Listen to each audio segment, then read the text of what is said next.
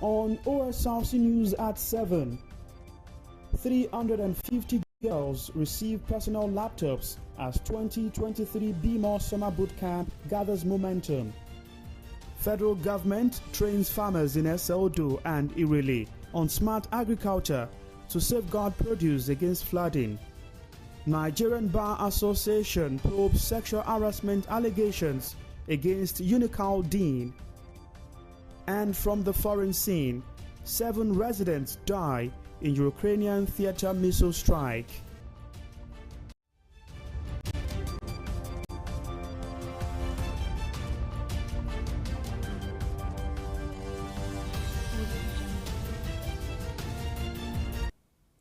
Thanks for joining us tonight on the news. My name is Sahid Aribisala.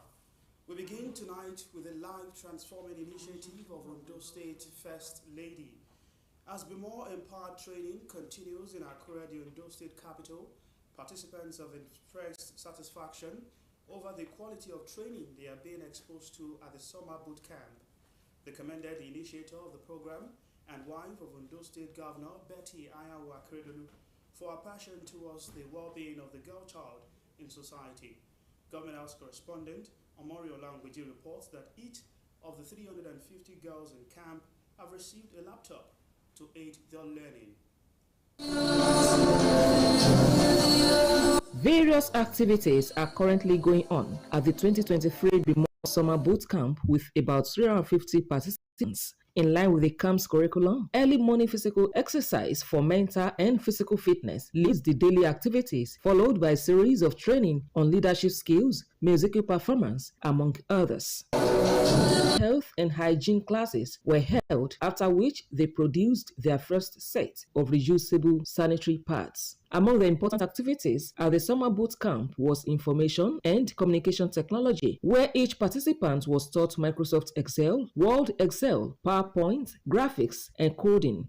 At the session, they were handed a laptop each to aid their learning. I want everybody to look at their laptops. Osrc also visited the participants during the renewable energy class, where the girls learned the basics of electricity and the production of solar oven. The elated participants are obviously eager to learn more. In solar energy, we are taught climate change, the effects, the effects on human health. We are taught ozone layer and different kind of things. So she's a really good woman. Like, look at all this place, a beautiful laptop, all this solar system. I love this place. I've learned so many things about ICT and solar energy. I've learned how to save energy and how to stop climate change. And I've also learned how to design from ICT. Reacting, Senior Special Advisor to Governor Akeredolu on Administration and the commandants of BMO Summer Boot Camp, Lizzie Akpan, maintained that BMO has gone far as the project is supported by those who see the vision of women contributing immensely towards the growth of not just Ondo State, but the country at large. Year in, year out, we have different pairs of children that under 2, 3, 4 days, you'll be able to say, this is it. I want to tell you that in 2023 camp today, the girls in the camp, right from day one, they were ready to learn. Also, Senior Special Advisor to Governor on Gender, Temitope Daniel, confirmed that the students are being monitored and learning first. We can see vivid difference from when they came in and now. We have seen, in the expression, in confidence, public speaking, and even their knowledge in ICT and solar. So it has been so beautiful all the way. They also posited that the founder, Mrs. Betty Ayawu Akeredolu's physical absence at the camp has not in any way affected ongoing activities. It's an NGO that stands on its own. Though we miss Mama, but the camp is on because she has trained capable hands that we could run the camp even without her presence. We really miss Mama, but she's a woman that she's a mentor. I can call her a mentor, a role model. So we've all learned from her. So not being around, does not stop anything. The 2-week program will end on the 26th of this month. Omori Olangweji, Osrc News. To forestall a repeat of the devastation of flooding on agricultural produce in Ondo State, the federal government, in partnership with the International Fund for Agricultural Development and a non-governmental organization, the Livelihood Improvement Family Enterprises Niger Delta, has trained farmers and incubatees in Odo and Odewele local government areas of Ondo State on smart agricultural practices to safeguard farm produce against flood. Joy Pius reports that the training is part of IFAD Life and the support for farmers in the Niger Delta states of the Federation to cushion the effect of the devastating floods that affected parts of the country. The two-day training for the affected farmers of flood, particularly fish farmers in Ondo State, which began at Irele local government, is tagged Flood Resilience and Mitigation Measures at the community level. According to the project coordinator, IFAD Life ND, Ondo State, Ademola Olawale, represented by the Environment and Climate Change Specialist, Akin Oluwalade, the training for farmers in the riverine areas will help reduce the impact of flooding so as to increase their productivity and livelihood. The fish farmers were taught on how to construct a suitable and lasting fish ponds to prevent losses during the rainy season. Even from the time of building or constructing our fish pond, we must construct it in a way that it will be resistant to flooding. Our dike must be built according to standard. And our fish pond generally must also follow recommended standards. For example, if you want to build a standard fish pond, there is a depth, there is a width, and there is a thickness. So those are the principles of pond construction. The Irele local government desk officer, Folashade Aremu, commended the project, saying it will help boost agricultural productivity in the state. They've gained a lot. What they can do to prevent the flood and what they can do to put everything in order to make sure they do not fall victim of the flood again. The team was also at Igbobini in Odo local government area of the state for the same exercise. Participants appreciated the IFAD Life ND for the initiative. So we want to give our thanks to the IFAD Life ND for organizing this program to us so that we will be able to know how to prevent our fish against flood. Àbátẹ̀lé nǹkan tó ń sọ fún wa, òjò ò ní kó ẹja wa lọ mọ́, àwọn àgbẹ̀ tá ń ṣe ẹja, òjò ò ní fún wa ní ìyọnu tó pọ̀ jù, à á rí owó nínú nǹkan tá ń ṣe, à á rí oúnjẹ jẹ nínú nǹkan tá ń ṣe. Mo dúpẹ́ lọ́wọ́ wọn fún akitiyan wọn tó ń ṣe. Mo dẹ̀ dúpẹ́ lọ́wọ́ lórí program tó tún gbé wá láti lè develop àwọn kankan àwọn ìpèníjà tá à ń dojúkọ ní ibi náà. The project, tagged IFAD Life ND, is designed to support Nigeria's agricultural policy and the strategic framework for youth empowerment and job creation. Joy Pius, Osrc News. Lagos or your government declare public holiday in commemoration of Isheshe Day. Details of this and more after this break. Please stay with us. Iskini, báwo la ti fẹ́ sanwó ni? Farabalẹ̀. 1,000.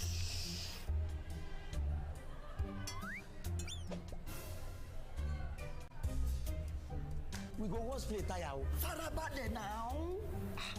Madam, èló lówó wa? Brother, na 3,005. Màá fún yín ní owó òpè káàdì Glo ẹlẹ́gbẹ̀rún 10,000. Oh yeah. Bring your phone.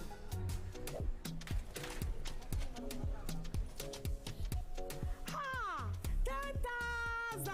10,000. Ló máa gbà lórí iyekíye tó o bá rà sórí ohun ìpè Glo bẹ̀rẹ̀kẹ̀tẹ̀ 10 times rẹ. I told you. Na what go tell?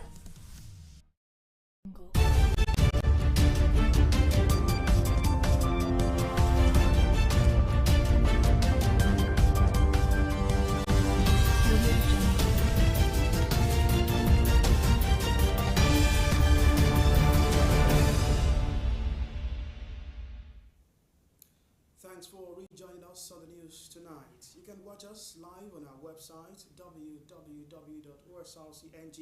or follow us on our Facebook at OSRC TV, and on YouTube you can subscribe to our channel OSRC TV Ondo. President Bola Tinubu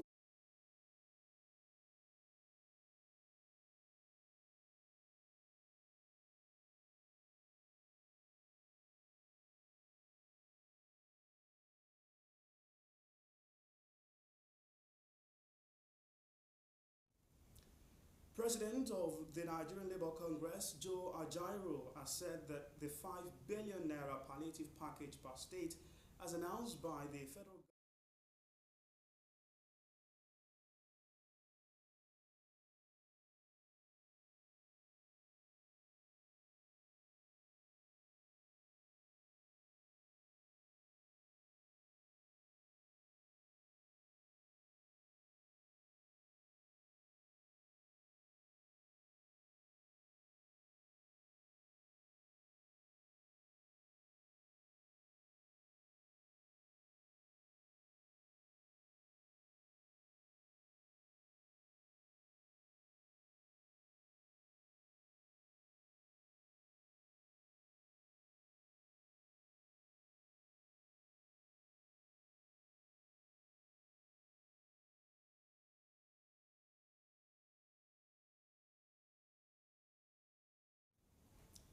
Plans are on the way for a ministerial retreat for newly appointed ministers and cabinet members of President Bola Tinubu administration.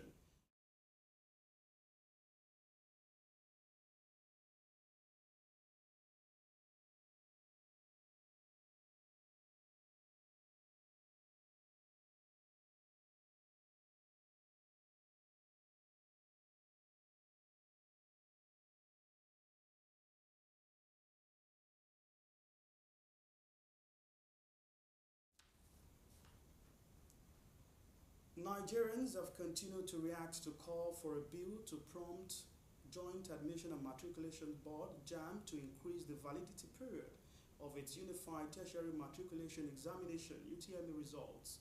Those who lent their voices in Akure, Ondo State capital, came up with divergent opinions on the matter. Memorial Langbeji has the details. Over the years, millions of Nigerians have searched for the Unified Tertiary Matriculation Examination to gain admission into higher institutions of learning, after which the results will become useless if no admission was secured. In 2016, Joint Admission and Matriculation Board (JAMB) contemplated extending the validity period of its UTME results to 3 years, an idea which has never seen the light of day. Recently, a lawmaker representing Ekiti North 1 Federal Constituency, Akintunde Rotimi, tabled the bill at the 10th Assembly, expressing concern that the UTME result is valid for just 1 year and stressing that it is worrisome that the result becomes useless for candidates who cannot secure admission into any tertiary institution of their choice in the concerned academic year. The bill, which has now scaled through the second reading at the Green Chamber, wants JAMB to have a rethink so as to meet the global standard. Prayers that I have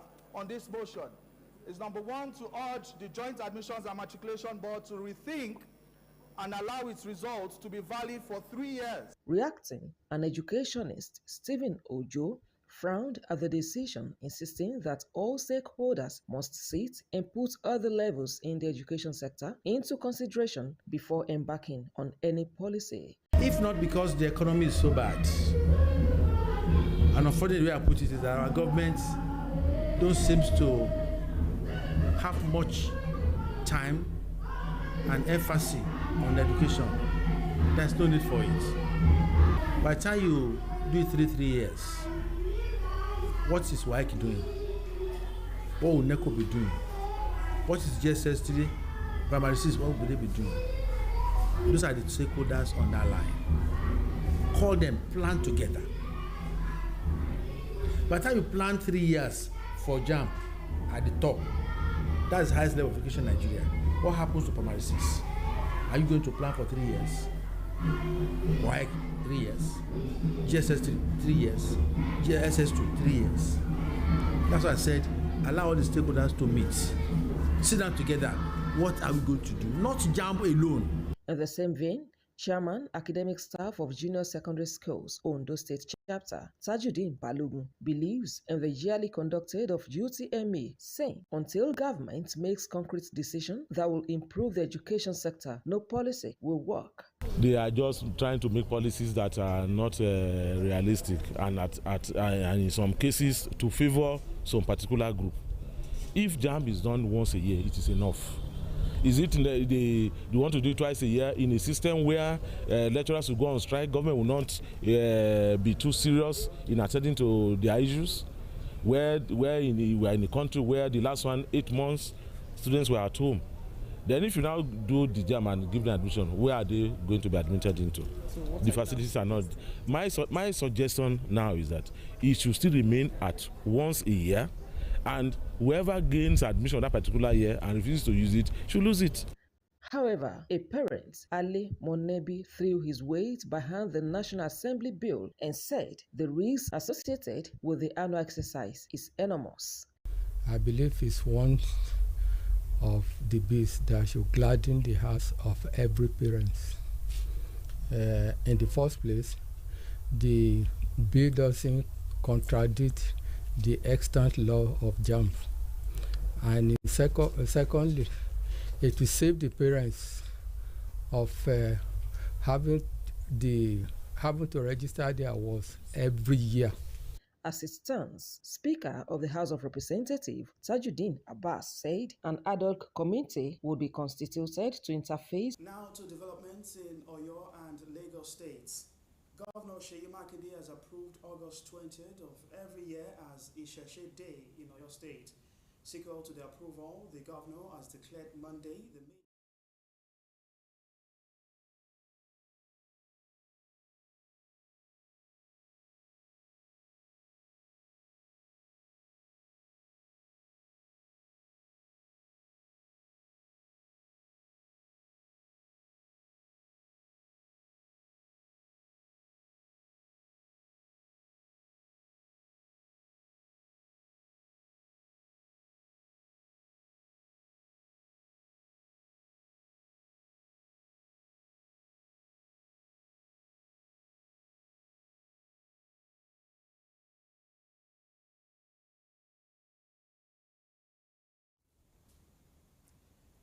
The Edo State House of Assembly has called on residents of the state to disregard the purported impeachment plan by lawmakers against the deputy governor.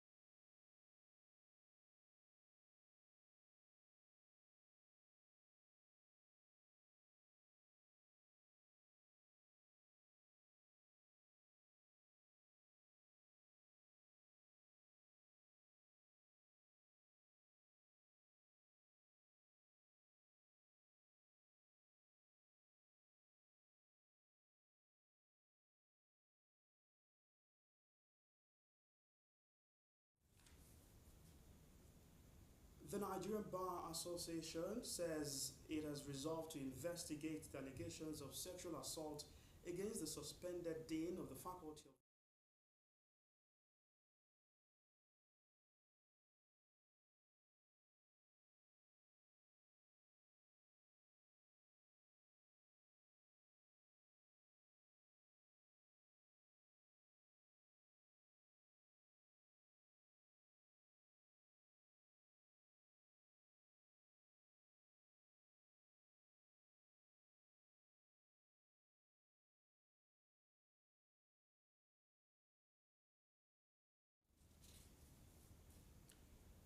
The federal government has approved the deployment of an Air Force jet to assist Nigerian Railway Corporation.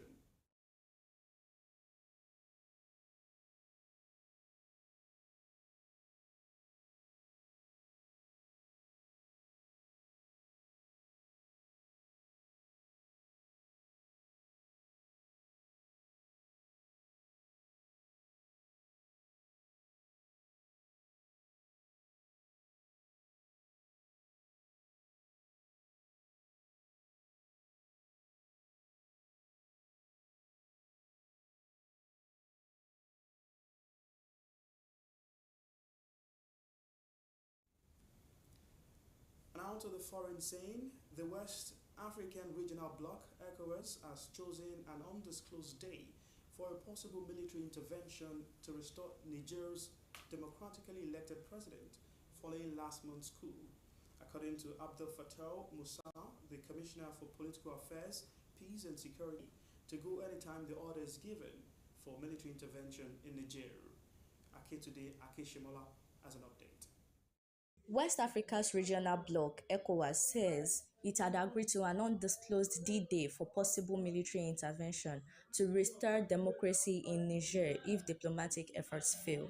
The news came at the end of a two-day meeting between West African army chiefs in Ghana's Accra, where strategies around the possible use of force in Niger were discussed. ECOWAS has said such action would be a last resort. Abdel Fattah Musa is the ECOWAS Commissioner for Political Affairs, Peace and Security. All member states of ECOWAS present here today have all... Musa said a peaceful resolution remains the preferred option, but stressed that the bloc would not. The wider region's seventh in 3 years, and the credibility of the bloc is at stake, as it has said it would not tolerate any. Get back one coup too many, for the region